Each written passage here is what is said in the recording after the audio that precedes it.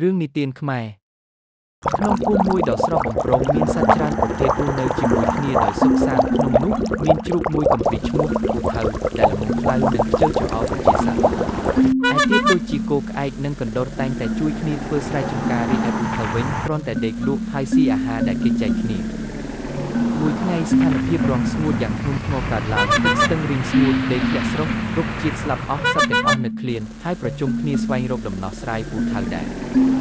មិនធ្លាប់ចេះខ្វល់ខ្វាយក៏ភ័យរន្ធត់ស្រែកសុំជំនួយឯកចាស់មួយនិយាយឡើងបើឯងចេះតែខ្ជិលយើងនឹងងាប់អស់ពីរឿងនេះពូថៅខ្មាស់ខ្លួនក៏ស្រែកថាខ្ញុំនឹងជីកប្រឡាយរកទឹកចាំមើលច្រមុះខ្ញុំមានស្វានអាចជីកដីបានលឿនសត្វវាយទៀតសើចចំអកតែក៏អនុញ្ញាតឲ្យពូថៅសាកល្បងពូថៅចាប់ផ្ដើមជីកដីដោយច្រមុះរឹងមាំថ្ងៃទី1ថ្ងៃទី2ទី3ច្រមុះរបស់វាឈាមហូរហើយរាងកាយចាប់ដីប៉ុន្តែនៅថ្ងៃទី5ពេលជីកដល់ទីជ្រៅទឹកភ្លឺផ្ទុះឡើងខ្ពស់សត្វទាំងអស់ស្រែកអឺរីករាយហើយជួយគ្នាជីកប្រឡាយយកទឹកចាស់